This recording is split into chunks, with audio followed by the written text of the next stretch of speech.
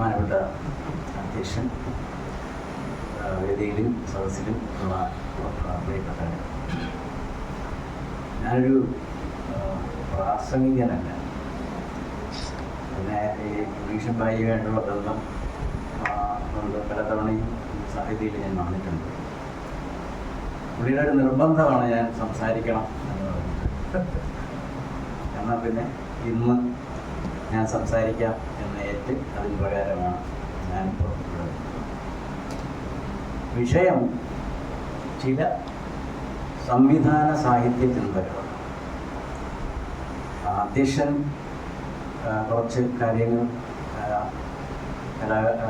അതായത് ഓരോ കലയും തമ്മിലുള്ള ബന്ധങ്ങളും അവസാനം എത്തിരിക്കുന്ന സിനിമ എന്ന് പറയുന്ന കലയുടെ അവസാനം എത്തിരിക്കുന്ന അവസ്ഥകൾ ഒക്കെ അദ്ദേഹം പരാമർശിച്ചു പോയി.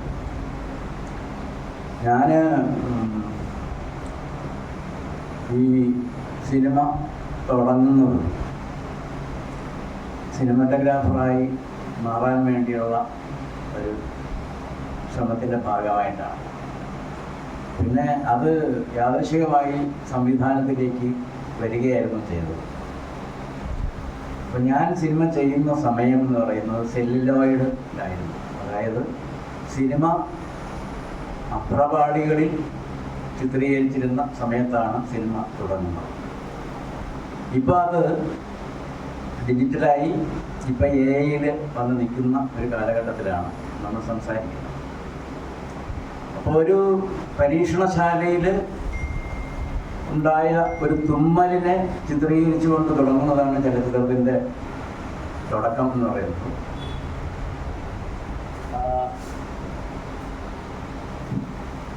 സഞ്ജി സുരേന്ദ്രൻ ഇത് സിനിമ ഐച്ഛികമായിട്ട് ഇൻസ്റ്റിറ്റ്യൂട്ടിൽ പഠിച്ച ആളാണ്.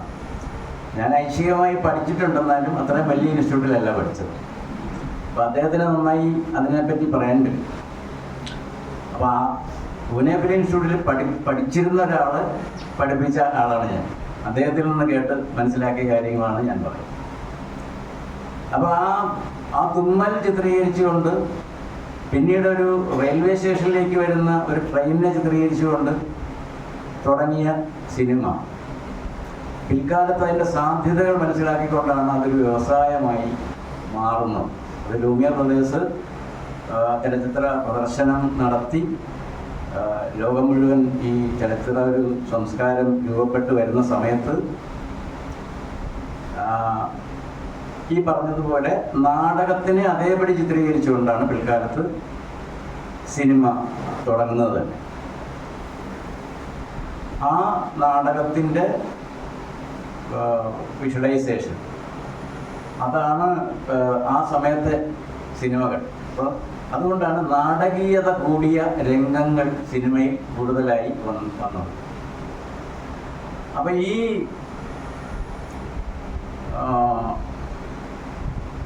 സിനിമ ടെലിഫോട്ടോ ലെൻസുകളുടെ, അതായത് സാർ പറഞ്ഞു ഈ ദൃശ്യത്തിൻ്റെ നാടകത്തിൻ്റെ വിഷൻ എന്ന് പറയുന്നത് പ്രേക്ഷകന് ഒറ്റ ഫ്രെയിമിലാണ് കാണുന്നത്, ഒറ്റ ദൃശ്യമാണ്. എവിടെയാണോ അദ്ദേഹം ഇരിക്കുന്നത് ഈ അകലം എന്ന് പറയുന്നത് കൃത്യമാണ്. പ്രേക്ഷകനും ഈ ആക്ടേഴ്സും തമ്മിലുള്ള അകലം കൃത്യമാണ് നാടകത്തിനെ സംബന്ധിച്ച്. സിനിമ ടെലിഫോട്ടോ ലെൻസ് കണ്ടുപിടിച്ചതാണ്. സിനിമ ഈ പറഞ്ഞതുപോലുള്ള വൈഡ് ആംഗിൾ ലെൻസും ടെലിഫോട്ടോ ലെൻസും ഒക്കെ കണ്ടുപിടിച്ചതിന് ശേഷമാണ് സിനിമയ്ക്കൊരു വ്യാകരണവും ഒരു ഭാഷയും ഒക്കെ ഉണ്ടാവുകയും വളരെ വേൾഡ് ക്ലാസിക്കുകൾ എന്ന് പറയുന്ന പ്രഗത്ഭരായിട്ടുള്ള സംവിധായകർ ചലച്ചിത്രത്തെ കലാപരമായ കലാരൂപമായി മാറ്റിക്കൊണ്ട് ലോകത്തിലെ വലിയ വലിയ സംവിധായകർ ഇതിന് കലാപരമായ രീതിയിൽ ചലച്ചിത്രങ്ങൾ നിർമ്മിച്ചു തുടങ്ങി. അതിൻ്റെ സാധ്യതകൾ മനസ്സിലാക്കിക്കൊണ്ടാണ് ഇന്ന് കാണുന്ന വ്യാവസായികമായ കച്ചവട സിനിമകൾ രൂപപ്പെട്ട് വരുന്നത്. ഇന്ന് ഈ നമ്മളെപ്പോലെ ചിന്തിക്കുന്ന, ഞാനിപ്പോൾ സാർ പറഞ്ഞതിനകത്ത് ഒരു പ്രശ്നമുണ്ട്. കൊട്ടാരം വൈദ്യൻ എന്ന് പറഞ്ഞൊരു സിനിമ ഞാൻ ചെയ്തിട്ടുണ്ട്. അത് പക്ഷെ ഞാൻ ഇപ്പം നിലവിലത് കൂട്ടുന്ന സിനിമയല്ല എന്നെ സംബന്ധിച്ച്. അത് അത്തരം സിനിമകൾ എന്ന് പറയുന്നത് അത്തരം സിനിമകളുടെ വലിയ വലിയ വെർഷൻസാണ് ഇപ്പോൾ ബോക്സ് ഓഫീസ് ഹിറ്റുകളായി മാറുന്നത്. നമ്മളെ സിനിമയൊന്നും ഹിറ്റുമായിരുന്നില്ല. അപ്പോൾ ആ സിനിമയെ പറ്റി പറയുകയാണെങ്കിൽ, ഇപ്പം ഞാൻ അതിനു മുമ്പ് 2 സിനിമ ചെയ്തിട്ടുണ്ടായിരുന്നു. ആദ്യം ചെയ്തതൊരു കുട്ടികളുടെ ചിത്രമായിരുന്നു, കൊച്ചനിയൻ എന്ന് പറയുന്ന ഒരു കുട്ടികളുടെ ചിത്രമായിരുന്നു. ആ ചിത്രത്തിനാണ് ദേശീയ പുരസ്കാരം കിട്ടുന്നത്. 1995 ഏറ്റവും നല്ല കുട്ടികളുടെ ചിത്രത്തിനുള്ള ദേശീയ പുരസ്കാരം കിട്ടുന്നത് ആ സിനിമയ്ക്ക്. അത് ഇന്റർനാഷണൽ ചിൽഡ്രൻസ് ഫിലിം ഫെസ്റ്റിവലിൽ ഇന്ത്യൻ കോമ്പറ്റീഷൻ്റെ എൻട്രി ആയിട്ട് ആ പടമാണ് പോയത്. അപ്പോൾ ആ ചിത്രത്തിന് ദേശീയ പുരസ്കാരം കിട്ടുന്ന സമയത്ത് ഞാൻ മനസ്സുകൊണ്ട് ആലോചിച്ചു, ഞാൻ ഉറപ്പിച്ചു, ഞാൻ നിൽക്കേണ്ടത് ഈ മേഖലയിലാണ്. കാരണം ഞാൻ ഈ സിനിമയായിട്ട് സ്കൂളുകളിൽ കൊണ്ട് നടന്ന് കാണിച്ചിട്ടുണ്ട്. അപ്പോൾ ആ സമയത്ത് അവിടുത്തെ അധ്യാപകർ ചോദിക്കും, നിങ്ങൾക്ക് വേറെ പടങ്ങളൊന്നുമില്ലേ, മോഹൻലാൽ ദിലീപൊക്കെ അഭിനയിച്ച പടങ്ങളില്ലേ കാണിക്കാൻ എന്ന് ചോദിക്കുമായിരുന്നു. അപ്പം ഞാൻ പറഞ്ഞു, അതൊക്കെ തിയേറ്ററിൽ കാണാൻ സാധ്യതയുള്ള സിനിമകളാണ്. ഇത് കുട്ടികൾക്ക് കാണാൻ വേണ്ടിയിട്ട്, കുട്ടികളിൽ ഒരു ദൃശ്യ സംസ്കാരം ഉണ്ടാക്കിയെടുക്കുന്നതിന് വേണ്ടിയിട്ടുള്ള ചിത്രങ്ങളാണ്. അതിന് ദേശീയ പുരസ്കാരം കിട്ടിയപ്പോൾ ഞാൻ ഉറപ്പിച്ചു, ഞാൻ ഈ മേഖലയിലാണ് നിൽക്കുന്നത്. അങ്ങനെ 2 കുട്ടികളുടെ ചിത്രം ഞാൻ ചെയ്തിട്ടുണ്ട്. രണ്ടാമത്തെ ചിത്രം മൂക്കുത്തി എന്നുള്ള സിനിമയാണ്. ദൗർഭാഗ്യവശാൽ ഇതൊന്നും കാണാൻ അധികം ആൾക്കാർ തിയേറ്ററിലോട്ട് വരാം. അപ്പോൾ കാരണം അവർക്ക് വേണ്ടത് ഈ പറഞ്ഞതുപോലുള്ള സിനിമകളാണ്. പക്ഷെ ഞാൻ ഈ സിനിമകളുമായിട്ട് കേരളത്തിൻ്റെ മിക്കവാറും സ്കൂളുകളിൽ പോയിട്ട് ഇത് പ്രദർശിപ്പിക്കും. അപ്പോൾ പണ്ട് ഈ 16 പ്രൊജക്ടറുമായിട്ട് ആൾക്കാർ സ്കൂളുകളിൽ കാണിക്കാൻ വരുന്നത്, അതെല്ലാം ഈ പറഞ്ഞ പോലെയുള്ള പടങ്ങളാണ്. മീശമാധവൻ, ഞാൻ ഈ മൂക്കുത്തി ചെയ്യുന്ന സമയത്ത് മീശമാധവൻ ഹിറ്റാവുന്ന സമയമാണ്. അപ്പോൾ ഈ അധ്യാപകർ എന്നോട് പറഞ്ഞിട്ടുണ്ട്, നിങ്ങൾ മീശമാധവൻ പോലുള്ള സിനിമകളുമായിട്ട് വരും. അപ്പം ഈ 5 രൂപയാണ് ഒരു കുട്ടികളിൽ നിന്നും മേടിക്കുന്നത്. അത് വിദ്യാഭ്യാസ വകുപ്പിൻ്റെ അനുമതിയോടുകൂടിയാണ് ഈ ചിത്രം പ്രദർശിപ്പിക്കാൻ വേണ്ടി പോകുന്നത്. കുട്ടികൾ ആദ്യം ടിക്കറ്റ് എടുക്കാൻ ബുദ്ധിമുട്ടായിരുന്നു. അപ്പം 2 ഷോ വയ്ക്കുന്നുണ്ട്. രാവിലെ ഒരു ഷോ, ഉച്ചയ്ക്ക് ശേഷം ഒരു ഷോ. അപ്പോൾ ആദ്യത്തെ ഷോയ്ക്ക് ആൾ കുറവായി. രണ്ടാമത്തെ ഷോ ആകുമ്പോൾ ആൾക്കാർ കൂടുതലായിട്ട് വരും. അപ്പോൾ എനിക്ക് മനസ്സിലായി ഇത്തരം സിനിമകളാണ് കുട്ടികൾ കാണേണ്ടത്. കാരണം അവരുടെ പ്രശ്നങ്ങളാണ്, കുട്ടികളുടെ പ്രശ്നങ്ങളാണ്. ഇപ്പോൾ 3 തരത്തിൽ ചിൽഡ്രൻസ് ഫിലിം ഉണ്ട് എന്നാണ് പറയുന്നത്. അതായത് 1 about the children, 2 for the children, 3 by the children. അപ്പം ഈ 3 തരത്തിലും സിനിമകളും കുട്ടികളുടെ ചിത്രങ്ങളാണ്. കൂടുതലും എബൌട്ട് ദ ചിൽഡ്രൻ ആണ് ചിൽഡ്രൻസ് ഫിലിമായിട്ട് വരാറുള്ളത്. ഇപ്പോൾ അതും മലയാളത്തിൽ സംഭവിക്കുന്നില്ല. പക്ഷെ ലോക സിനിമയിൽ ഏറ്റവും കൂടുതൽ പണം മുടക്കി ചെയ്യുന്ന സിനിമകൾ കുട്ടികളുടെ സിനിമയാണ്. ജപ്പാനിലും ചൈനയിലും ഒക്കെ നല്ല നല്ല ചിൽഡ്രൻസ് ഫിലിംസ് ഉണ്ടാകുന്നുണ്ട്. അതിന് നല്ല നല്ല പ്രേക്ഷകരുമുണ്ട്. കുട്ടികൾ അത്തരം സിനിമകൾ നന്നായിട്ട് ആസ്വദിക്കുന്നു. അതെ. അപ്പം ഇത് നമ്മുടെ സർക്കാരിനോടൊക്കെ ഞാൻ പലതവണയും പോയി പറഞ്ഞിട്ടുണ്ട്. കുട്ടികളുടെ സിനിമ, ഒരു വർഷത്തിൽ ഒരു സിനിമയെങ്കിലും സർക്കാരിൻ്റെ, ഇപ്പം KSFDC വഴി ഈ സിനിമകൾ നിർമ്മിക്കുന്നുണ്ട്. അപ്പോഴും കുട്ടികളുടെ ചിത്രങ്ങൾ അവർ നിർമ്മിക്കുന്നില്ല, സർക്കാർ നിർമ്മിക്കുന്നില്ല. ഇപ്പോഴും സജി ചെറിയാൻ മിനിസ്റ്ററോട് കാര്യങ്ങൾ സംസാരിച്ചിട്ടുണ്ട്, എന്തെങ്കിലുമൊക്കെ കുട്ടികളുടെ. കാരണം ഇപ്പോൾ സിനിമ പ്രേക്ഷകനെ ഇല്ലാതാക്കുന്നു എന്ന് പറയുന്ന ഡിസ്കഷനാണല്ലോ നടക്കുന്നത്. വയലൻസ് കൂടുതലായിട്ട് വരുന്നു, സിനിമ ഭയങ്കരമായിട്ട് സ്വാധീനിക്കുന്നു. സിനിമ സ്വാധീനിക്കുന്നുണ്ട്, അത് എപ്രകാരം സ്വാധീനിക്കുന്നു എന്നൊക്കെ മനസ്സിലാക്കണം. അപ്പം ഇപ്പോൾ വയലൻസ് കുറച്ച് സിനിമ എടുക്കണം എന്ന് പറയുന്നത്, ഈ വയലൻസാണ് ഇപ്പോൾ കൂടുതലായിട്ട് കച്ചവടത്തിന് സാധ്യമാകുന്നത്. ഇപ്പോൾ പ്രൊഡ്യൂസേഴ്സിനെ സംബന്ധിച്ച് അവർ കൺഫ്യൂസ്ഡാണ്. കാരണം പൈസ മുടക്കി കഴിഞ്ഞാൽ എങ്ങനെ പൈസ തിരിച്ചു വരും എന്നുള്ള കാര്യത്തിൽ അവർക്ക് സംശയമാണ്. അപ്പോൾ അതുകൊണ്ട് ചിലപ്പോൾ കൂടുതൽ വയലൻസ് കാണിക്കും, പലതരത്തിലുള്ള സംഗതികൾ. അപ്പം ഞാൻ പറഞ്ഞു വന്നത്, അപ്പം ഞാൻ നിലനിന്നത് അല്ലെങ്കിൽ ഞാൻ നിൽക്കേണ്ടത് എന്ന് പറയുന്നത് നല്ല സിനിമയുടെ പക്ഷത്തായിരിക്കണം എന്നുള്ളൊരു ആഗ്രഹം. അത് നമ്മളെ പഠിപ്പിച്ചവർ അങ്ങനെയാണ് പറഞ്ഞത്. അതായത് നീ എടുക്കുന്ന ഒരു ഷോട്ട് കൊണ്ടുപോലും ഒരു പ്രേക്ഷകനെ നീ അവൻ്റെ മനസ്സിനെ മലിനമാക്കാൻ പാടില്ല. അത് വിശ്വസിച്ചുകൊണ്ടാണ് നമ്മൾ ഈ സിനിമ ചെയ്തുകൊണ്ടിരുന്നത്. അങ്ങനെയുള്ള സബ്ജക്റ്റുകളാണ് തിരഞ്ഞെടുക്കുകയും അതുകൊണ്ട് കാണുന്നവർക്ക് എന്തെങ്കിലും ഒരു നല്ല ഗുണം ഉണ്ടാകണം, അല്ലെങ്കിൽ ഒരു നന്മ ഉണ്ടാകണം, അല്ലെങ്കിൽ നല്ലൊരു ചിന്ത ഉണ്ടാകണം എന്നൊക്കെയുള്ള മനസ്സിലുള്ളത് കൊണ്ടാണ് അത്തരം സിനിമകൾ ചെയ്യാൻ വേണ്ടി ആലോചിച്ചത്. അത് ദൗർഭാഗ്യവശാൽ അത്തരം സിനിമകൾ ആർക്കും ആവശ്യമില്ലാത്തത് കൊണ്ട് പിൽക്കാലത്ത് അത്തരം സിനിമകളുടെ സങ്കല്പമായിട്ട് നടക്കുക എന്നുള്ളതല്ലാതെ ഒരു സിനിമ ഉണ്ടാക്കാൻ പറ്റിയിട്ടില്ല. അതാണ് അവിടെ സംഭവിച്ചത്. അപ്പോൾ ഞാൻ ചെയ്ത സിനിമകൾ ഇതൊക്കെയാണ്. 2 ചിൽഡ്രൻസ് ഫിലിം, ഈ പറഞ്ഞ കൊട്ടാരം വൈദ്യൻ, പിന്നെ കുഞ്ഞിപ്പുരൻ എന്ന് പറയുന്ന ഒരു കുട്ടികളുടെ സബ്ജക്റ്റ് തന്നെയാണ്. അത് സർക്കാർ ചെലവിൽ ചെയ്തതാണ്, സെൻട്രൽ ഗവൺമെൻറ്. പിന്നെ കുറേ ഡോക്യുമെൻ്ററികൾ, 100ഓളം ഡോക്യുമെൻ്ററീസ് ചെയ്തിട്ടുണ്ട്. അതിൽ നോ ടൈം ടു വേസ്റ്റ് എന്ന് പറയുന്ന ഒരു സംഭവം നല്ലൊരു പടമായിരുന്നു. അത് ഈ എന്താണ്, മാലിന്യ പ്രശ്നമായിട്ട് ബന്ധപ്പെട്ടതാണ്. മനുഷ്യൻ്റെ മനസ്സും നമ്മുടെ പരിസരവും എല്ലാം ശുദ്ധീകരിച്ച് വെക്കണം എന്നൊക്കെ പറയുന്നൊരു സംഭവമായിരുന്നു. അങ്ങനെ അതൊന്നുമില്ല, ഒരു തോട്ട് വന്നു. അത് നമ്മൾ പല രീതിയിൽ ആലോചിച്ചപ്പോഴത്തേക്കും അത് ഒരു ഡോക്യു ഫിക്ഷൻ ആയിട്ടായിരുന്നു ചെയ്തത്.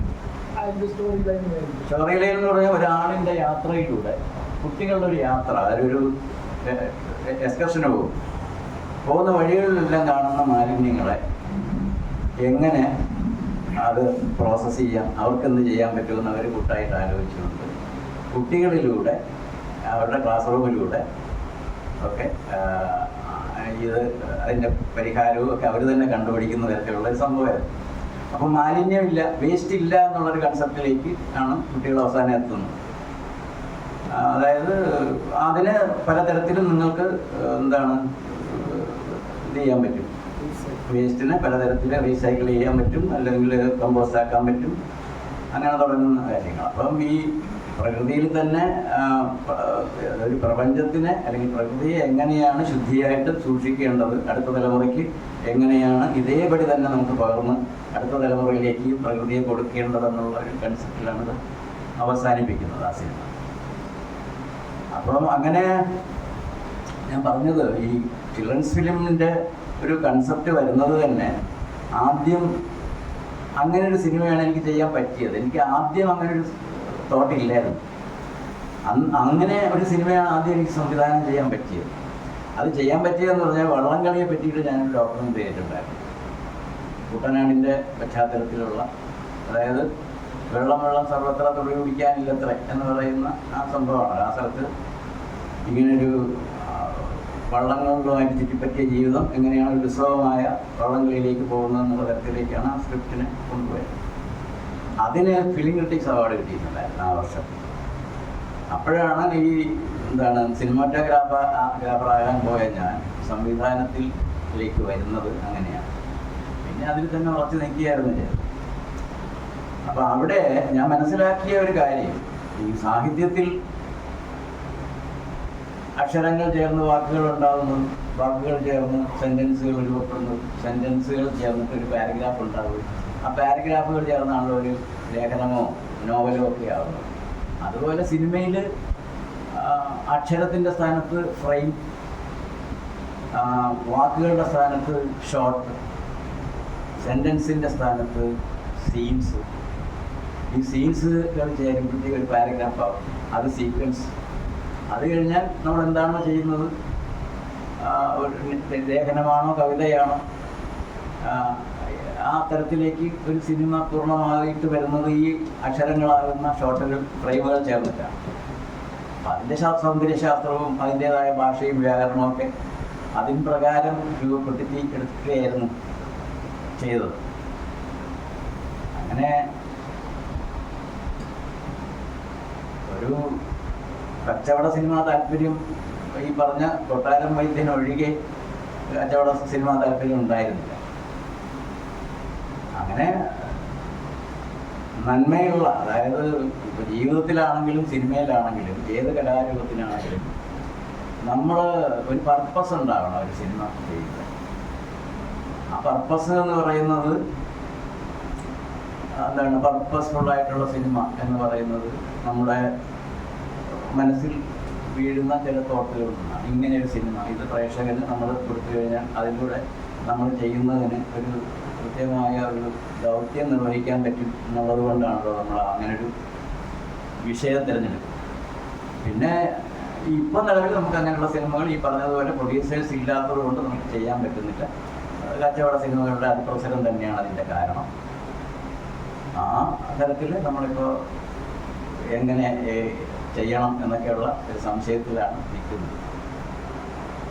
ബാക്കി എന്തൊക്കെ എനിക്ക് പറയാനുണ്ടായിരുന്നു, പക്ഷേ ഇപ്പോൾ എന്തായാലും ഓർമ്മ വരുന്നില്ല. എന്തെങ്കിലും ചോദ്യങ്ങളുണ്ടെങ്കിൽ ചോദിച്ചു കഴിഞ്ഞാൽ എനിക്കത് പറയാൻ പറ്റും.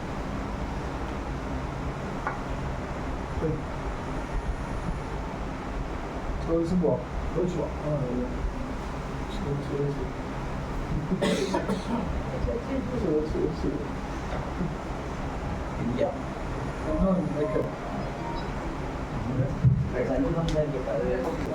ആ ചെയ്ത് ഡോക്യുമെന്ററികൾ പറഞ്ഞിട്ടുണ്ടായിരുന്നു. ഉപയോഗിച്ച് പറഞ്ഞിട്ടുണ്ട്. അതായത് ഇപ്പോ സന്താന നിയന്ത്രണത്തെ കുറിച്ച് വരാറാണ് ചർച്ചപ്രകാരം സന്താന നിയന്ത്രണത്തെ കുറിച്ച് FACTയെ കുറിച്ച് അദ്ദേഹം പറഞ്ഞിട്ടുണ്ട്. അപ്പോ ഇവരുടെ ഈ കലാകാരന്മാരുടെ മാന്ത്രിക സ്പർശം ഉണ്ടാകുമ്പോൾ വിഷയങ്ങൾ കലാപരമായിരിക്കും. നാളെ എനിക്ക് ആ ഡോക്യുമെന്ററി പറഞ്ഞു കഴിഞ്ഞാൽ വളരെ കൗതുകമായി ചോദിക്കും. കാരണം ഇപ്പോൾ നമുക്ക് വളരെ ഡോക്മാറ്റിക് ആയിട്ട് പറയാം, അയ്യോ നിങ്ങൾ വേസ്റ്റ് ഒന്ന് എറിഞ്ഞു കളയരുത്, വേസ്റ്റ് ഒക്കെ സൂക്ഷിച്ചു കൊണ്ടു. അതല്ലല്ലോ കലയുടെ രീതി, അങ്ങനെയല്ല. ഇപ്പോൾ അദ്ദേഹം പറഞ്ഞ വിശദീകരണം എനിക്ക് ഇഷ്ടപ്പെട്ടു. യാത്ര പോകുമ്പോൾ കുട്ടികൾ കാണുന്ന വേസ്റ്റ് ആളുകളൊക്കെ മാറ്റി പഠിക്കുക. ഇത്തരത്തിൽ താങ്കൾക്ക് ഇഷ്ടപ്പെട്ട 2-3 ഡോക്യുമെന്ററികൾ അതെങ്ങനെയാണ് ചെയ്തത്? കാരണം ഇതിയിരിക്കുന്ന ഇതൊക്കെ ഇത്തരം സിനിമാ കമ്പുള്ള ആളുകളുണ്ട്. ഞങ്ങൾക്ക് അതിൽ പ്രചോദനം അവരാണെന്ന് തോന്നുന്നു. ഈ ഡോക്യുമെന്ററി നമ്മുടെ ഡോക്യുമെന്ററിയിലാണ് തുടങ്ങിയത്. ശരിക്കും പറഞ്ഞു കഴിഞ്ഞാൽ ഡോക്യുമെന്ററികളുടെ അസിസ്റ്റന്റ് ആയിട്ടാണ് ആദ്യം ഞാൻ ചലച്ചിത്ര ജീവിതം ആരംഭിക്കുന്നത്. അങ്ങനെ ഓരോരുത്തരായിട്ടുള്ള കുറച്ചധികം KR മോഹൻ അടക്കമുള്ള കക്ഷികളുടെ ഡോക്യുമെന്ററീസിലൊക്കെ അസിസ്റ്റ് ചെയ്തിട്ടാണ് നമ്മൾ തുടങ്ങുന്നത്. അപ്പോൾ ശരിക്കും പറഞ്ഞു കഴിഞ്ഞാൽ ഈ ഗവൺമെൻറ്റിൻ്റെ കുറേ വർക്കുകളുണ്ടാവും ഓരോ ഡിപ്പാർട്ട്മെൻറ്റിലും.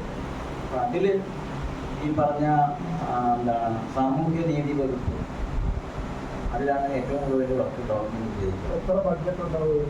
ബഡ്ജറ്റ് 3 ലക്ഷം 5 ലക്ഷം ഒക്കെ. 3 ലക്ഷം അതായത് കുറച്ചേ ഉള്ളൂവെങ്കിലും കൃത്യമായിട്ട് പൈസ. അതില് എനിക്ക് ഏറ്റവും ഇഷ്ടപ്പെട്ട ഒരു സംഭവം ഞാൻ ചെയ്തത് ഋതുപക്ഷി പറന്നപ്പോൾ എന്ന് പറയുന്നൊരു വർക്കാണ്. അത് സർക്കാരിൻ്റെ ഒരു വർക്കായിരുന്നു. അത് സാമൂഹ്യനീതി വകുപ്പിന് വേണ്ടിയായിരുന്നു. പെൺകുട്ടികളുടെ വളർച്ചയായിട്ട് ബന്ധപ്പെട്ട ഒരു സംഭവം. അപ്പോൾ ഈ നിയന്ത്രണങ്ങൾ ഉണ്ടല്ലോ, ആൺകുട്ടികളോട് കൂടെ കളിക്കരുത്, അങ്ങനെ തുടങ്ങുന്ന കുറേ പ്രശ്നങ്ങൾ. പിന്നെ അങ്ങോട്ട് പോയത് ഇങ്ങോട്ട് പോയത് പെൺകുട്ടിയെ വളരുന്നത് കല്യാണം കഴിച്ചയക്കാനാണ് എന്നൊക്കെയുള്ള അമ്മമാരുടെയൊക്കെ മുത്തശ്ശിമാരുടെയും അമ്മമാരുടെയൊക്കെ ഒരു തോട്ടാണ്. വേറൊരു വീട്ടിൽ പോയി വളരേണ്ടതാണ്. അപ്പം ഇതിനെ അച്ഛൻ അതിനെ അവളെ വേറൊരു രീതിയിൽ വഴിക്ക് കൊണ്ടു അവൾ വായനയുടെ ഒരു ലോകത്തേക്ക് കൊണ്ടുവരികയും അച്ഛൻ പട്ടാളക്കാരനായി. അപ്പോൾ പട്ടാളക്കാരനായ അച്ഛൻ മകളെ കാണാൻ വേണ്ടി വരുന്നു. അപ്പോൾ മകളുടെ കുറേ പരാതികൾ അച്ഛനോട് പറയുന്നു. അമ്മ ഇങ്ങനെയായിരുന്നു, മുത്തശ്ശി ഇങ്ങനെയാണെന്ന് പറയുന്നു. അങ്ങനെ അച്ഛൻ ഈ മകളെ വേറൊരു വീട്ടിൽ, അതായത് ആദ്യം കൊടുക്കുന്ന പുസ്തകം എന്ന് പറയുന്നത് ജവഹർലാൽ നെഹ്റു ഇന്ദിരയ്ക്ക് അയച്ച കത്തിന് അങ്ങനെ അവിടെ വായനയുടെ ലോകത്തേക്ക് കൊണ്ടുവരികയും പിന്നെ സുനിത വില്യംസിനെ പോലെ കൽപ്പന ചൗളയെ പോലെ ഒരു വളർന്ന് വലുതാകുമ്പോൾ എനിക്ക് ഇങ്ങനെ ആകണം എന്നുള്ളൊരു തോട്ടിലേക്ക് കൊണ്ടുപോയി വരുന്നതാണ് അതിൻ്റെ കൺസെപ്റ്റ്. അത് എന്നെ സംബന്ധിച്ച് വളരെ എനിക്കിഷ്ടമുള്ളൊരു വർക്കായിരുന്നു. അങ്ങനെയുള്ള കുറേ വർക്കുകൾ ചെയ്തിട്ടുണ്ട് സ്ത്രീധനത്തിനെതിരായിട്ടുള്ള. അപ്പോൾ ഈ സാർ ചോദിച്ചതിനൊരു മറുപടി പറയാം. അതായത് ഇപ്പോൾ ഒരുപാട് ഇത്തരം കാര്യങ്ങൾ, സ്ത്രീധനം, മയക്കുമരുന്ന്, ഇതിനെതിരായിട്ടൊക്കെ സിനിമകൾ ഒരുപാട് ഇറങ്ങുന്നുണ്ട് സർക്കാരിൻ്റെ സംഗതി എന്ന് പറഞ്ഞാൽ അതിൻ്റെ കണ്ടന്റ് ഇങ്ങനെയാണ് വരുന്നത്. അതായത് ഒരാൾ വീട്ടിൽ ഇപ്പോൾ മദ്യത്തിനെതിരാണ്, ഒരാൾ വീട്ടിൽ ഭയങ്കര മദ്യപാനം, അടിച്ച് ചട്ടിയും കലവും പൊട്ടിക്കുന്നു, ഭാര്യയെ കരുത്തിനെടുത്ത് പിടിക്കുന്നു, ഇത് കംപ്ലീറ്റ് കാണിക്കും. എന്നിട്ട് അവസാനം പറഞ്ഞു ഇത് പാടില്ല. ഇങ്ങനെയുള്ള സംഗതിയാണ് വന്നുകൊണ്ടിരിക്കുന്നത്. അപ്പം ഞാൻ പറഞ്ഞു ഇതിങ്ങനെയല്ല. പോസിറ്റീവ് വിഷ്വൽസ് കൊണ്ട് ഇത്തരം വിഷ്വൽസ് ഒക്കെ നമ്മൾ കണ്ട് ശീലിച്ചതാണ്. ഇത് ധ്വനിപ്പിക്കാനേ പാടുള്ളൂ. ഇത് കണ്ടിട്ട് അവരെ പ്രോത്സാഹിപ്പിക്കരുത്. അന്ന് അപ്പോൾ ഈ ഉഷാ ടൈറ്റസ് എന്ന് പറയുന്ന ഒരു അപ്പോൾ അവര് ഈ ആ സമയത്ത് 9 ഡിപ്പാർട്ട്മെന്റുകളിൽ 9 വിഷയം ആ സമയത്ത് KSFDC നിർമ്മിച്ചിട്ടുണ്ടായിരുന്നു. 9 ഡയറക്ടേഴ്സ്. അപ്പോൾ അതിൽ മിക്കവാറും സംഗതികൾ ഇങ്ങനെയാണ് ചെയ്തിരിക്കുന്നത്. അപ്പം ഈ സ്ക്രിപ്റ്റ് അക്സെപ്റ്റ് ചെയ്തത് ലിഡാ ജേക്കബ് എന്ന് പറഞ്ഞ മാഡമായിരുന്നു. അവര് റിട്ടയർ ചെയ്യുന്ന സമയത്താണ് ഇത് പിക്ചർ പൂർത്തിയായത്. ആ സമയത്ത് ഈ ഉഷാ ടൈറ്റസ് ആയിരുന്നു. അപ്പോൾ അവർക്ക് പടം ഇഷ്ടമായി. ഈ പടങ്ങളൊന്നും ഇഷ്ടമായി. അവരോട് നിങ്ങൾ ഇതൊന്നുമല്ല കാണിക്കാൻ പറ്റുന്നത്. കുറച്ച് ദൂരദർശനിലൊക്കെ വരും, അങ്ങനെ കുറച്ച് ദിവസങ്ങളിൽ വരും. അപ്പോൾ ആ സമയത്ത് ഇവരത് അക്സെപ്റ്റ് ചെയ്തില്ല. അത് റീവർക്ക് ചെയ്യണമെന്ന്. അപ്പോൾ അതിൻ്റെ കൂട്ടത്തിൽ അക്സെപ്റ്റ് ചെയ്ത ഏക വർക്ക് എന്ന് പറയുന്നത് ഞാൻ ഇപ്പോൾ പറഞ്ഞ സംഭവമായിരുന്നു. ഞാനങ്ങനെ പറയല്ല അത്.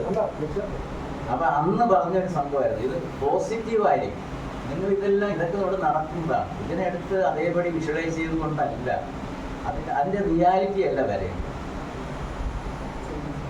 ഒരു കാര്യത്തിൻ്റെ റിയലിസ്റ്റിക് ആയിട്ടുള്ള വിഷ്വലൈസേഷൻ അല്ല വരേണ്ടത്. അത് ധ്വനിപ്പിക്കാനേ പാടും. ഈ തരത്തിലാണ് നമ്മൾ ഒരു കൺസെപ്റ്റ് മുന്നോട്ട് വരുന്നത്. അത് പിന്നെ ഈ 9 സാധനം പിന്നെ റീവർക്ക് ചെയ്തിട്ടാണ് പിന്നീട് അത് പ്രദർശനത്തിന്. അപ്പോൾ ഇങ്ങനെയുള്ള കുറേ കാര്യങ്ങളുണ്ട്. പിന്നെ കേരളത്തിൽ 50 കൊണ്ട് എൻ്റെ ഒരു ഡോക്യുമെൻ്റ്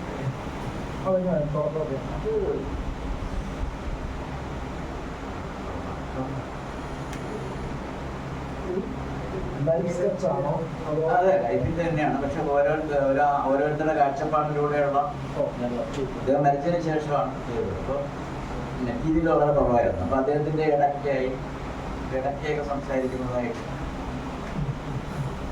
അദ്ദേഹത്തിൻ്റെ കാൽപ്പാടുകളിലൂടെയൊക്കെയുള്ള അങ്ങനെയുള്ള ഒരു സംഭവമായിരുന്നു ചെയ്തത്. അങ്ങനെ പിന്നെ ശിഷ്യഗണങ്ങളുടെ ഓർമ്മകളുമൊക്കെ വെച്ചുകൊണ്ട് അതിലെനിക്ക് ഒരു ഷോട്ട് ഞാൻ പറയാം. ചെമ്പയുടെ ശിഷ്യനായിരുന്നു അദ്ദേഹം. ചെമ്പയുടെ വീട്ടിൽ പോകുമ്പോഴത്തേക്ക് അവിടെ ഒരു ആട്ടുകെട്ടിലുണ്ട്. അപ്പോൾ ഈ ആട്ടുകെട്ടിൽ വെച്ചിട്ടാണ് പിന്നെ ചെമ്പയുടെ ശബ്ദമൊക്കെ ഇത് ചെയ്യുന്നത്. അപ്പം ആട്ടുകെട്ടിൽ മാത്രം വെച്ചിട്ട് അടുക്കളയിൽ ഇരിക്കുന്ന രാമൻ എന്ന് പറയുന്ന ഇദ്ദേഹത്തിൻ്റെ കേരളത്തിൻ്റെ അടുക്കളയിൽ പാചകത്തിലായിരുന്നു അവൻ. അപ്പോൾ അന്ന് പറയുന്ന ചെമ്പയുടെ ഒരു വരി, കുറച്ച് വരികൾ, ആ വരി ഈ ഒരു ആട്ടുകെട്ടിൽ വെച്ചിട്ടാണ് അദ്ദേഹത്തിന്. അപ്പം അങ്ങനെയുള്ള കുറേ ഇമേജുകളെ വെച്ചിട്ടാണ് നമ്മളിതൊക്കെ ഒപ്പിക്കുന്നത്. മരിച്ചു പോയി കഴിഞ്ഞാൽ പിന്നെ വിഷ്വൽസ് ഉണ്ടാകും. ഡോക്യുമെന്റേഷൻ ഇത് രണ്ടാണ്. അതായത് ഡോക്യുമെന്ററിയും ഡോക്യുമെന്റേഷനും രണ്ടാണ്.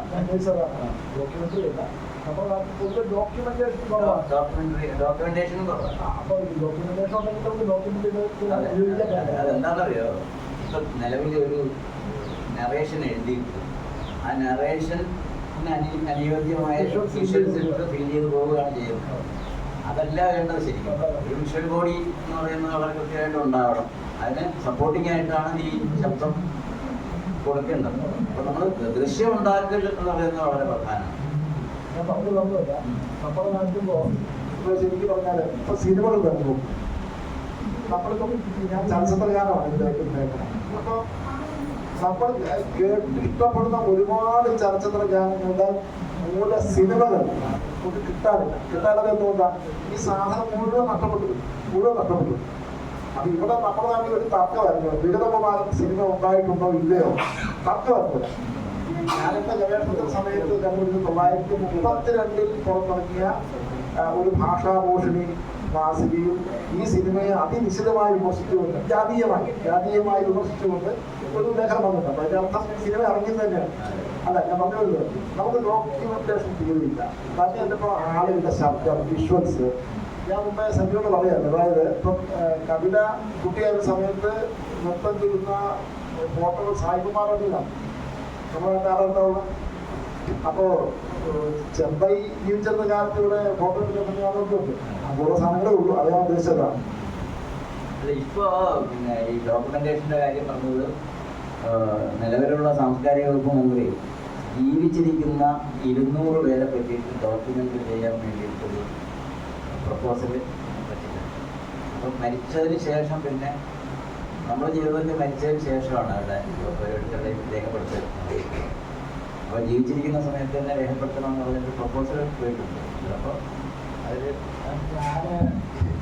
ഇതേ സർക്കാരിന് തന്നെ വേറൊരു പ്രപ്പോസൽ കൊടുത്തിരുന്നു.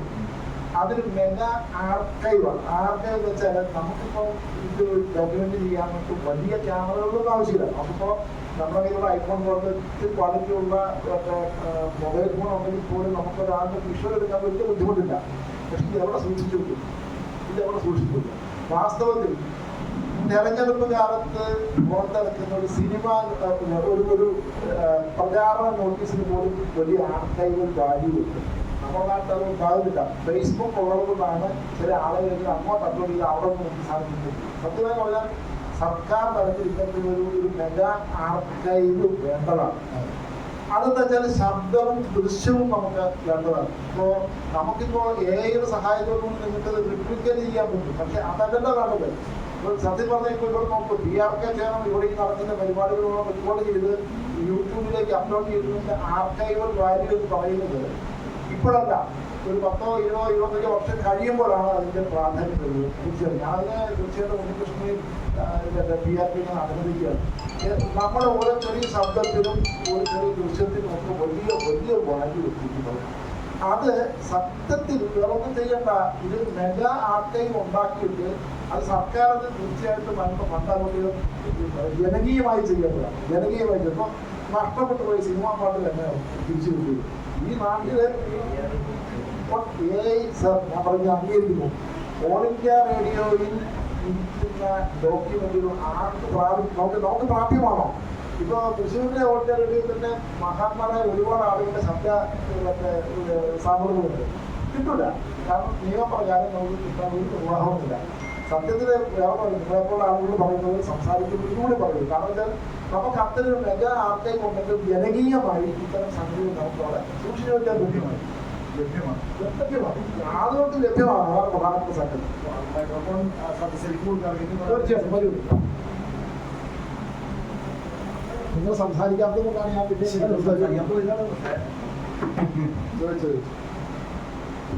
എനിക്ക് ചോദിക്കാനുള്ളതേ സാറോടാണ്. ഇപ്പോൾ കുട്ടികളുടെ ചലച്ചിത്രം, അതിനുശേഷം പിന്നെ ഡോക്യുമെന്ററി, അതിനുശേഷം പിന്നെ ആർട്ട് ഫിലിം, അതിനുശേഷം പിന്നെ കച്ചവടം. അപ്പോൾ ഇത്രയും മേഖലയോടെ സഞ്ചരിച്ച് ഇപ്പോൾ ആ രീതിയിൽ നിൽക്കാമോ? സത്യം പറഞ്ഞിട്ടുണ്ടെങ്കിൽ ഈ ഇത്തരം 4 വകഭേദങ്ങൾ ചെയ്തപ്പോൾ ഞാൻ ഏറ്റവും ഫ്രീ ആയിട്ട് ചെയ്യാൻ പറ്റുന്ന ഒരു മേഖല എന്തായാലും അത് ചോദിക്കും. പിന്നെ ഇപ്പോൾ സമകാലിക പ്രശ്നങ്ങൾ കഴിഞ്ഞ ഒരു 5 വർഷം 10 വർഷമായിട്ട് നമ്മുടെ ഇന്ത്യയിൽ ഏതെങ്കിലും കലാകാരന് അവന്റെ കല അവന് ഏറ്റവും ഫ്രീ ആയിട്ട് ചെയ്യാൻ പറ്റുന്ന ഒരു സാഹചര്യമാണ് നിലക്കുന്നത്. കാരണം റീസെന്റ് വന്നുകൊണ്ടിരിക്കുന്ന പ്രശ്നങ്ങൾ, കാരണം ഇപ്പോൾ ഞാൻ പറയുക, ഒരു സിനിമ എടുത്തു കഴിഞ്ഞാൽ ആ സിനിമയിൽ മുമ്പെന്ന് പറഞ്ഞിട്ടുണ്ടെങ്കിൽ അതിൽ സിനിമ എന്ന് പറഞ്ഞ ആർട്ട് ഒരു സിനിമ ആയിട്ട് കാണേണ്ട ഒരു കാലം ഉണ്ടായിരുന്നു. ആ കാലത്ത് വിട്ടിപ്പോൾ ആ സിനിമത്തെ കണ്ടന്റ് അതിന് ജാതി ഉണ്ടോ, മതമുണ്ടോ, അതിന് മറ്റുള്ള ഇതുണ്ടോ നോക്കിയിട്ടാണ് അതിനെ നേരിട്ട് എതിർക്കുന്ന ഒരു പ്രവണതയാണ്. കാരണം ഞാൻ ആലോചിക്കുന്നത്, നീ നിർമ്മാണം എന്ന പടത്തില് എന്റെ ചെറുപ്പത്തിലൊക്കെ ഞാൻ കണ്ട പടമാണ്. ആ പടത്തിൽ ബീജാനണി വിഗ്രഹത്തെ തുപ്പുന്നൊരു ഒരു സിംബോളിക് ഉണ്ടല്ലോ. അങ്ങനെ ഒരു രംഗമൊക്കെ ഈ സമയത്ത് സ്ഥിരീകരിക്കാൻ പറ്റുമെന്നുള്ളത് ഒന്ന് ആലോചിച്ച് നോക്കും. പിന്നെ ഇപ്പോൾ റീസെന്റ് ഏറ്റവും ലേറ്റസ്റ്റ് വിഷയത്തിൽ ഇപ്പോൾ എമ്പുരാന്നുള്ള പടമുണ്ട്. ആ പടം വന്നപ്പോൾ ആ പടത്തില് ആ ഡയറക്ടറുടെ ഇന്ന് ഇന്ത്യയിലത്തെ സമകാലിക പ്രശ്നങ്ങളെ ജനങ്ങളിലേക്ക് എത്തിക്കാൻ വേണ്ടി ഒരു കലാകാരന് തോന്നിയിട്ടുള്ള ഒരു താല്പര്യം, ആ താല്പര്യത്തെ അതിൽ കൂട്ടായിട്ടുള്ള ആ ഒരു കൺസോർഷ്യായിട്ട് ആ താല്പര്യങ്ങൾ അതിൽ പ്രദർശിപ്പിച്ചപ്പോൾ ഇപ്പൊ ആ പടത്തിനെതിരെ വ്യക്തമായിട്ടുള്ള വളരെയധികം കാര്യങ്ങൾ നടക്കുന്നുണ്ട്. തന്നെയല്ല ആ ഡയറക്ടർക്കെതിരെ അന്വേഷണ ഏജൻസി കൊണ്ട് അന്വേഷിക്കാൻ പറഞ്ഞിട്ടുണ്ട്. അപ്പോൾ ഇനി സമീപഭാവിയിൽ നമ്മുടെ ഇന്ത്യയിൽ സിനിമ എന്നുള്ള ഒരു ഘടകം, അതിന് മനുഷ്യൻ ആ സംവിധായകനുള്ള താല്പര്യങ്ങൾ സ്വാതന്ത്ര്യം പ്രയോഗിക്കാൻ പറ്റുമെന്നുള്ള പ്രകടമായിട്ടുള്ള വല്ലാത്തൊരു ഭീതി ഒരു പൗരന്റെ നിലവിൽ എനിക്കുണ്ട്. ഞാനത് പറഞ്ഞു. സാഹിത്യത്തിലും പ്രസക്തമാണ്. ഇത് സത്യമാണ്. കാരണം ഈ നിർമാല്യത്തിലെ അങ്ങനെ ഒരു സീന് ഇപ്പോൾ ഈ സമയത്ത് എടുക്കാൻ സാധ്യത വളരെ കുറവാണ്. ഇതിൻ്റെ തുടക്കം വരുന്നത് ഈ പൊളിറ്റിക്കൽ കറക്റ്റ്നസ് എന്ന് പറയുന്ന ഒരു വിഷയം സാഹിത്യത്തിലും സിനിമയിലും ഒക്കെ ഏറ്റവും കൂടുതലായിട്ട് വന്ന സമയത്താണ്.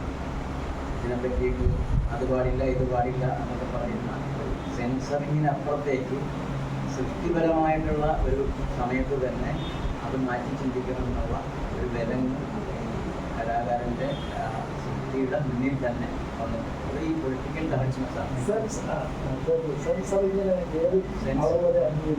അതെ, സെൻസറിങ് ഈ ഇപ്പൊ സെൻസറിങ് എന്നല്ല അതിനെ പറയുന്ന സർട്ടിഫിക്കേഷനാണ്, ഫിലിം സർട്ടിഫിക്കേഷനാണ്.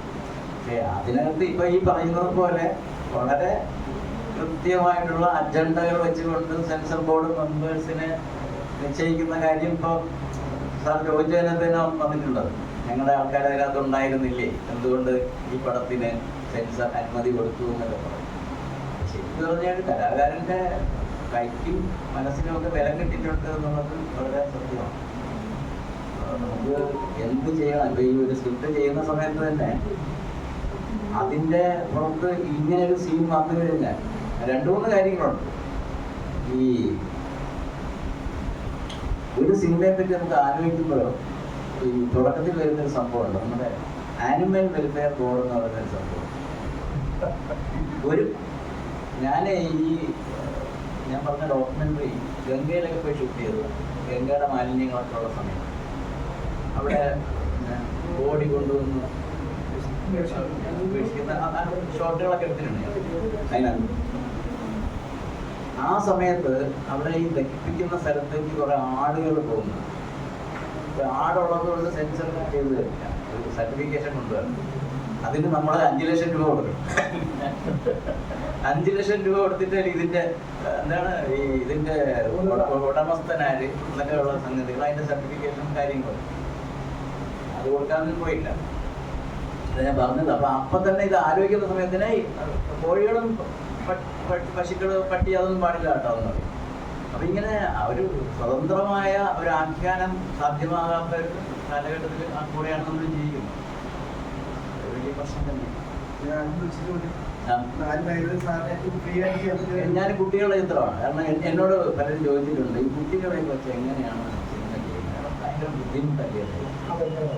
എനിക്ക് ഭയങ്കര ഈസിയായിരുന്നു. കാരണം എന്ന് പറഞ്ഞാൽ ഈ കുട്ടികളെല്ലാം വരുമ്പം തന്നെ ഭയങ്കര പേടിച്ച് കാര്യമില്ല. അപ്പം അവരാദ്യം മനസ്സാക്കുക എന്നുള്ളതാണ്. അപ്പോൾ 2 ദിവസം നമ്മൾ ഷൂട്ട് ചെയ്യില്ല. ഇവരെയും കൊണ്ട് കളിക്കുകയും ചിരിക്കുകയൊക്കെ ആയിട്ട് കുറേ കവിതകളൊക്കെ പാടി ഇവരുടെ കൂടെ നടക്കും. പിന്നെ അവർക്ക് നമ്മളിൽ ഒരു അധികാരം സ്ഥാപിക്കുക അവർ നമ്മളുടെ അപ്പോഴത്തേക്കും പിന്നെ ഈസിയായി. പിന്നെ ഇവരുടെ തോട്ട് ചെയ്യും. അപ്പോൾ അവർക്ക് ഈ സിനിമ പഠിക്കുന്ന സമയത്ത് തന്നെ ഇഫ് എന്ന് പറയുന്നൊരു സംഭവമാണ്. നാടകത്തിലും സിനിമയിലും ഇഫ് എന്ന് പറയുന്ന സംഭവമുണ്ട്. അതായത് ആ സമയത്ത് നിങ്ങളായിരുന്നെങ്കിൽ ആക്ടർ ചെയ്യേണ്ടുന്ന സാധനമാണ്. അപ്പോൾ ഈ ഇഫ് അവരുടെ മനസ്സിലേക്ക് ഇങ്ങനെ കൊടുക്കും. ഈ സിറ്റുവേഷനിൽ നീ ആയിരുന്നെങ്കിൽ എങ്ങനെയായിരുന്നു, അങ്ങനെയായിരുന്നു എനിക്ക് പോയി അങ്ങനെ അവരുടെ ഉള്ളിലുള്ള സംഗതികൾ ഇങ്ങനെ എടുക്കുക എന്ന് പറയുന്നത് വളരെ ഈസി ആയിട്ട് പിൽക്കാലത്ത് സംഭവിക്കും. ഇപ്പം ഞാൻ 2ാമത് ചെയ്ത കോമ്പറ്റി എന്ന് പറയുന്ന സിനിമ, ഞാനത് ചോദ്യത്തിലല്ല ഉത്തരം, ഞാൻ അതിനകത്തൊരു വരി പറയാം, ഒരു പാട്ടുണ്ട്. എന്നും നാം വിതയ്ക്കും സ്നേഹം 100 മേനിയാകും, നേരുകൊണ്ട് പൊലി. അതാണ് എൻ്റെ സിനിമയുടെ സങ്കല്പം. അത് എന്നും നാം വിതയ്ക്കും സ്നേഹം 100 മേനിയാകും, നേരുകൊണ്ട് പൊലി. അപ്പൊ പക്ഷെ ഇത് എഴുതിയത് അന്തരിച്ചു പോയ വെള്ളനാട് നാരായണൻ എന്ന് പറയുന്ന ഒരു കവിയാണ്. അദ്ദേഹത്തിനൊരു വലിയ പാട്ടുണ്ടായിരുന്നു പണ്ട്. എന്താണത്? പിന്നെ പുണരാൻ അല്ലേ? അത് എഴുതിയ കക്ഷിയാണ്. ഇത് ചിത്രയെ കൊണ്ടാണ് ഞാൻ പാടിപ്പിച്ചത്. ചില്ലറ ഫിലിമാണ്, ബഡ്ജറ്റൊക്കെ വളരെ പരിമിതമാണെങ്കിലും അവരൊക്കെ വന്ന് പാടിത്തന്നു. ജയചന്ദ്രൻ മാഷ് ഒരു പാട്ട് പാടിയിട്ടുണ്ട്. ഇതൊന്നും മനുഷ്യനെ കാണാൻ കിട്ടുന്നില്ല. KSFDCക്ക് ഇപ്പോൾ സ്വന്തമായിട്ട് ഒരു OTT പ്ലാറ്റ്ഫോം ഉണ്ട്. മിക്ക ടെലിവിഷൻ സെറ്റ് അത് ഡൗൺലോഡാവും. അതാണ് പറഞ്ഞ 12 ഡോക്യുമെന്റ് അവസാനം അവര് അത് ഫയൽ ക്ലോസ് ചെയ്യുക എന്നുള്ളതാണ്. നമുക്ക് ഇനി ആരെങ്കിലും സംസാരിക്കാം. ഈ ഒരു ആശയത്തെ മുൻനിർത്തി ഒരു പർപ്പസ്ലി ആയിട്ട് ഒരു സിനിമ എടുക്കുക എന്നുള്ള ആ രീതിയാണ് സാറ് അധികവും അവലംബിച്ചിട്ടുള്ളതെന്ന് പറഞ്ഞല്ലോ.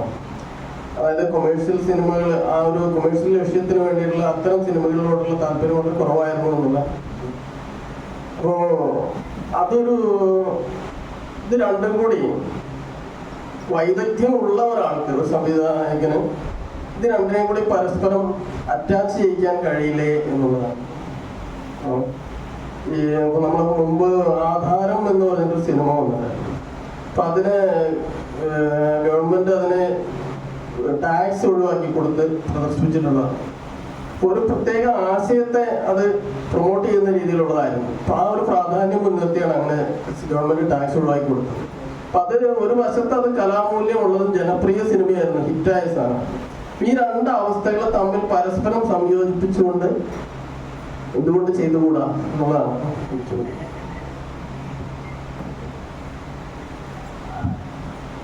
വളരെ പ്രസക്തമായ ഒരു ചോദ്യവും ഉത്തരവും അതിനകത്ത് തന്നെയുണ്ട്.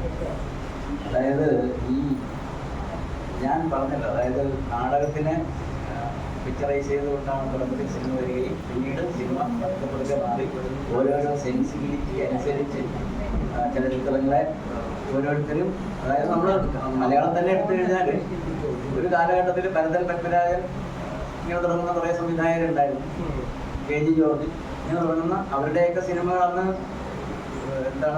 ബോക്സ് ഓഫീസിലും വിജയിച്ചിട്ടുണ്ട്. ആശയപരമായിട്ട് സംഗതികളുണ്ടായിരുന്നു. പിൽക്കാലത്ത് വന്നപ്പോഴത്തേക്കും കുറേ മാറിപ്പോയി. പിന്നെ വീണ്ടും അതിലേക്ക് തിരിച്ചു വന്നത് അത് പുതിയ സെൻസിബിലിറ്റിയിലാണ് തോന്നുന്നത്. ഇപ്പം പിൽക്കാലത്ത് വിജയിച്ച ചിത്രത്തിന് ദേശീയ പുരസ്കാരം കിട്ടിയിട്ടുണ്ട്, തൊണ്ടി മുതലും സാക്ഷി. അതിന് തിരക്കഥയ്ക്കുള്ള ദേശീയ പുരസ്കാരം ഈ തൊണ്ടി മുതലിലാണ് ഉണ്ടായത്. അപ്പൊ ആ സമയത്ത് ഈ ഭാവുകത്വത്തിന് ചേഞ്ച് വന്നിട്ട് പിന്നെ വീണ്ടും ഇത് ഓരോ കാലത്തിൽ ഇതിങ്ങനെ മാറി തിരിഞ്ഞു നിൽക്കും. അപ്പൊ ചില സിനിമകൾ അതിനിടയിൽ കയറി വിജയിക്കും, അതേപടി വീണ്ടും അതേപോലെ ഒരു സിനിമ അതിയുടെ പുറകെ വരുമ്പോഴത്തേക്ക് അത് പരാജയപ്പെടും. അപ്പൊ പ്രൊഡ്യൂസേഴ്സ് ആകപ്പാടെ കൺഫ്യൂസ്ഡ് ആവും, എങ്ങനെയുള്ള സിനിമ എടുത്താൽ വിജയിക്കാൻ പറ്റുമെന്നുള്ളത്. അവരെ സംബന്ധിച്ച് മുടക്കിയ മുതലിന്റെ ഈ പറഞ്ഞ ഇപ്പൊ 100 കോടി 200 കോടി എന്നൊക്കെ പറയുന്ന ഒരു അവസ്ഥയിലാണല്ലോ കാര്യങ്ങൾ വരുന്നത്. ഇത് സംവിധായകന്റെ ഒരു വൈഭവമാണെന്നുള്ളതാണ്. 100 കോടി ക്ലബിലേക്ക് കയറണം എന്നുള്ളതാണ്. അത് സംവിധായകന്റെ പ്രശ്നമല്ല, പ്രൊഡ്യൂസറുടെ ആഗ്രഹമാണ്. അപ്പൊ ഇതില് ഒരു സബ്ജക്ട് നമ്മൾ പോയി പറയുമ്പോൾ ഈ മുമ്പ് അങ്ങനെയല്ലായിരുന്നു. പ്രൊഡ്യൂസർക്കാണ് ഇന്ന സബ്ജക്ട് എടുക്കണമെന്ന് തോന്നുന്നത്. ആ പ്രൊഡ്യൂസർ, അങ്ങനെയുള്ള പ്രൊഡ്യൂസേഴ്സ് ഉണ്ടായിരുന്നു. പിന്നീട് പ്രൊഡ്യൂസേഴ്സിന് താല്പര്യമില്ല, ഞാൻ പൈസ മുടക്കാം, എങ്ങനെയുള്ളത് എടുത്താൽ ജനം കാണുമെന്നുള്ളത് നമുക്കറിയില്ല, നിങ്ങൾ ഓടിച്ചു തരണം എന്നാണ്. അപ്പൊ ഇങ്ങനെ വന്നപ്പോഴത്തേക്കും ഇതിനകത്ത് ആകെപ്പാടെ വിഷയങ്ങളായി. അപ്പൊ നമ്മളൊരു സബ്ജക്റ്റ് ഒരു പ്രൊഡ്യൂസറോട് സംസാരിക്കുന്നു, എന്താ വളരെ നന്നായിട്ട് കൊമേഴ്സ്യലി നമുക്ക് അത്യാവശ്യം വിൽക്കാൻ പറ്റും, അത് നല്ലൊരു സിനിമയായിട്ട് മാറും എന്ന് പറഞ്ഞിട്ട് കൊടുക്കുകയാണെങ്കിൽ അവർക്ക് സംശയമാണ്, ഇത് പോകുമോ എന്നുള്ളതാണ് ചോദ്യം. അതുകൊണ്ട് തന്നെയാണ് പല നല്ല സബ്ജക്റ്റുകളും വർക്കൗട്ട് ആകാതെ പോകുന്നത്. ഒരു വിഷയമുണ്ട്.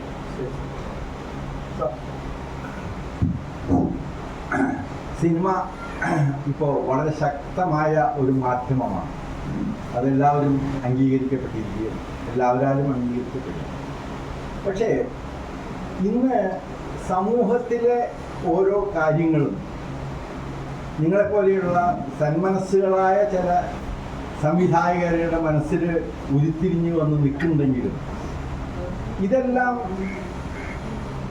നിങ്ങൾക്കത് പ്രകടിപ്പിക്കാൻ കഴിയാതെയോ അല്ലെങ്കിൽ ഇതല്ല നിങ്ങളുടെ മനസ്സിലുള്ള വിഷയമല്ല ഇന്ന് കൂടുതൽ സമൂഹത്തിൽ ഉയർന്നു നിൽക്കുന്നത് എന്നൊക്കെ ഒരു തോന്നൽ വരുമ്പോൾ, ഉദാഹരണത്തിന് ഇപ്പോൾ എമ്പുരാൻ ലോകമാകെ ആഹ്ലാദത്തോടുകൂടി തുള്ളിച്ചാടുകയാണ് ഒരു സിനിമ. എന്താണ് ആ സിനിമയുടെ കണ്ടന്റ് എന്നുള്ളത് എനിക്കറിയില്ല, ഞാൻ കണ്ടിട്ടില്ല, നിങ്ങൾ കണ്ടിട്ടുണ്ടോ എന്ന് അറിയില്ല. പക്ഷെ നിങ്ങൾക്ക് എപ്പോഴെങ്കിലും ഒരു ഡിസപ്പോയിൻമെന്റ് വരുന്നുണ്ടോ? സിനിമ ഇങ്ങനെയല്ല വേണ്ടത് എന്നുള്ളത് സമൂഹത്തിലെ ഒരു കറക്റ്റ്നെസ്. ഇപ്പം ഞാൻ ഒരു 2-3 ദിവസം മുമ്പേ വിയ്യൂർ ജയിലിൽ അവിടെ ഒരു തിരുത്ത് എന്നൊരു ഫെസ്റ്റിവൽ, ഫിലിം ഫെസ്റ്റിവൽ നടത്തി. ലോക ക്ലാസിക് ഫിലിംസ് അവിടെ പ്രദർശിപ്പിച്ചു. അപ്പോൾ എന്നെ വിളിച്ചു. ഞാൻ അവിടുത്തെ ഇൻമേറ്റ്സായിട്ട് അവിടെ ഒന്ന് സമ്മതിക്കാനുള്ള സമയം കിട്ടി. അപ്പോൾ അവർ പറയുന്നത്, ഞങ്ങൾ ഈ സിനിമ കാണുന്നു, പക്ഷെ ഞങ്ങൾക്ക് ഞാൻ ഒരു മാവോയിസ്റ്റാണ്, ഇപ്പോൾ 4 കൊല്ലമായി ഞാൻ ഇവിടെ കിടക്കുന്നു എന്ന് വളരെ കൃത്യമായിട്ടാണ് പറഞ്ഞതാണ്.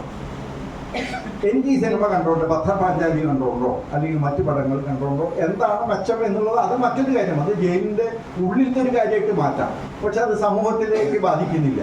ഇവിടെ നിങ്ങൾക്ക് എന്തുകൊണ്ട് ഇപ്പോൾ പല കാര്യങ്ങളും, ഇപ്പോൾ ഇന്ന് തന്നെയാണ് ഇപ്പോൾ തൃശ്ശൂർ മാലിന്യരഹിത സിറ്റി ആയിട്ട് പ്രഖ്യാപിക്കുകയാണ് 31-ാം തീയതി. ഇവിടെ ചെറൂരും അത് നടത്തി വെച്ച വിജയനാണ് വന്നത്. അപ്പോൾ പല കാര്യങ്ങൾ, താങ്കളുടെ മനസ്സിലുള്ള പല നല്ല നല്ല കാര്യങ്ങൾ അത് സിനിമ എന്ന മാധ്യമത്തിലൂടെ നിങ്ങൾ ചെയ്യുമ്പോഴും നിങ്ങൾക്ക് ഒരു പ്രത്യേക തരത്തിലുള്ള സിനിമാ ലോകത്തിൽ നിങ്ങൾക്ക്, അല്ലെങ്കിൽ ഇപ്പം നിങ്ങൾ ചെയ്യുന്ന കാര്യങ്ങൾ ഒരു പക്ഷെ പിടിച്ചു നിൽക്കാനല്ല, ഒരു മാധ്യമം എന്നുള്ള നിലയ്ക്ക് എത്രത്തോളം സമൂഹത്തിലെ ജനങ്ങളെ നിങ്ങൾക്ക് ബോധവാന്മാരാക്കാം എന്നുള്ളൊരു സംതൃപ്തിയിലൂടെയാണ് നിങ്ങളുടെ വർക്ക് നടത്തുന്നത്.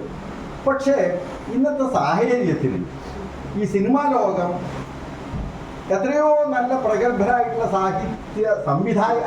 സിനിമാ സംവിധായകരുണ്ട്.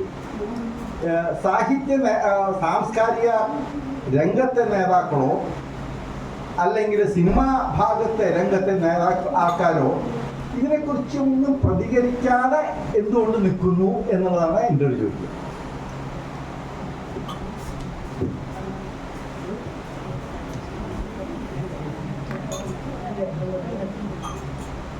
ഈ സമൂഹത്തില് ഇപ്പോ നല്ല, ഞാൻ പറഞ്ഞില്ലേ, സത്തും അസത്തും എന്ന് പറയുന്നത് എല്ലായിടത്തും ഉള്ളതാണ്. നല്ലത് ചീത്തയും എന്ന് പറയുന്നത് എല്ലായിടത്തും ഉള്ളതാണ്. അപ്പം ഈ നല്ല സിനിമ ചെയ്യാൻ വേണ്ടി വരുന്ന നമ്മളിപ്പോൾ ഈ പറഞ്ഞതുപോലെ ഒരു കൺസെപ്റ്റുമായിട്ട് വരുമ്പോൾ നമുക്ക് ആദ്യം ഒരു പേര് വരും. അത് ഇങ്ങനെയുള്ള ബുദ്ധിജീവി സിനിമകളൊന്നും പ്രേക്ഷകർക്ക് താല്പര്യമില്ല. ഇത് വരുന്നത് കഴിഞ്ഞ ഒരു 15 വർഷത്തിന് ശേഷമാണ് സംഭവിച്ചു തുടങ്ങി. അതിന് നമ്മുടെ ഒരു നല്ല കാലം എന്ന് പറഞ്ഞാൽ 80കളിൽ നല്ല സിനിമകളുണ്ടായിരുന്നു. 80കളിൽ 90 വരെയൊക്കെയുള്ള നല്ല സിനിമകൾ നമ്മുടെ മനസ്സിലൊക്കെ നല്ലതെന്ന് തോന്നുന്ന സിനിമകളുണ്ടായിരുന്നു. ഇപ്പൊ സംഭവം എന്ന് പറഞ്ഞു കഴിഞ്ഞാൽ അങ്ങനെ ഒരു കൺസെപ്റ്റുമായിട്ട് വന്നു കഴിഞ്ഞാൽ സ്വന്തമായി പൈസ മുടക്കി ചെയ്യേണ്ടി വരും. അതിനുള്ള സാധ്യത നിലവിൽ നമുക്കില്ല. അപ്പം ഉണ്ടായിരുന്ന സമയത്താണ് ഇതൊക്കെ ചെയ്തത്. അതിൽ നിന്ന് പൈസ തിരിച്ചു കിട്ടിയിട്ടുമില്ല. അപ്പൊ നമ്മുടെ സങ്കല്പവുമായിട്ട് നടക്കുകയല്ലാതെ വേറെ മാർഗമില്ല. അപ്പൊ ഇതിനെ രണ്ടും അദ്ദേഹം ചോദിച്ചതുപോലെ രണ്ടിനെയും തമ്മിൽ കണക്ട് ചെയ്യുന്ന തരത്തിൽ ഉണ്ടാക്കിക്കൂടെ എന്നുള്ളതാണ് ചോദ്യം. അപ്പൊ അതിനൊരു കാരണം കമൽഹാസൻ ഒരിക്കലും ഇതിനെ പറ്റിയിട്ട് പറഞ്ഞിട്ടുണ്ടായിരുന്നു. കെ ബാലേന്ദ്രൻ എന്ന് പറയുന്ന സംവിധായകൻ അദ്ദേഹത്തോട് എനിക്ക് പറഞ്ഞു, ഞാൻ മനസ്സിൽ കണ്ടിട്ടുള്ള ഒരുപാട് ആശയങ്ങൾ സിനിമകൾ എനിക്ക് ചെയ്യാൻ കഴിഞ്ഞിട്ടില്ല. അപ്പൊ അത് അദ്ദേഹം വളരെ വിഷാദത്തോടെ കൂടിയിട്ടാണ് അത് പറഞ്ഞത്. അങ്ങനെ ഒരു അവസ്ഥ എനിക്ക് വരാതിരിക്കാൻ വേണ്ടിയിട്ടാണ് ഞാൻ പരമാവധി കൊമേഴ്ഷ്യലൈസ് ചെയ്തത് എന്നാണ് കമൽഹാസൻ പറഞ്ഞത്. ഞാൻ പരമാവധി ഞാൻ ആശയങ്ങൾ പറയാൻ വേണ്ടി ശ്രമിച്ചിട്ടുണ്ട്. പക്ഷെ അപ്പോഴെല്ലാം ഞാൻ കൊമേഴ്ഷ്യലായിട്ട് അത് വിജയിക്കണം എന്നൊരു ലക്ഷ്യത്തെ ഫോക്കസ് ചെയ്തതിന്റെ കാരണം കെ ബാലേന്ദ്രൻ പറഞ്ഞ ഈ പ്രശ്നം എനിക്ക് വരാതിരിക്കാൻ വേണ്ടിയിട്ടാണെന്നാണ്. അതാണ് ഇതിനകത്ത് കിടക്കുന്നത്. പക്ഷെ കെ ബാലേന്ദ്രൻ ജീവിച്ചിരുന്ന സമയത്ത് അദ്ദേഹത്തിന്റെ സിനിമകൾ നന്നായി തന്നെ പ്രേക്ഷകർ സ്വീകരിച്ചിട്ടുണ്ട്. അതൊന്നും ചെയ്യാൻ കഴിഞ്ഞില്ല. അത് ശരിയായിരിക്കാം.